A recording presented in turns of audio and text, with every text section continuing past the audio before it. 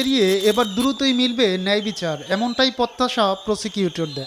আমার প্রত্যাশা হবে মামলা যেহেতু চার্জ গঠন হয়েছে, কালকে থেকে সাক্ষী মামলার আমরা আমাদের আসামি পক্ষে যে সকল যুক্তি উপস্থাপন করা দরকার আমরা চেষ্টা করব ন্যায় বিচারটা নিশ্চিত হোক। আলোচিত এই মামলায় রামিসার বাবা মা, প্রতিবেশী এবং পুলিশ সদস্য সহ মোট 18 জনকে সাক্ষী করা হয়েছে। আইন অনুযায়ী আগামী 29 কার্যদিবসের মধ্যেই শেষ করতে হবে এই মামলার সব বিচারিক প্রক্রিয়া।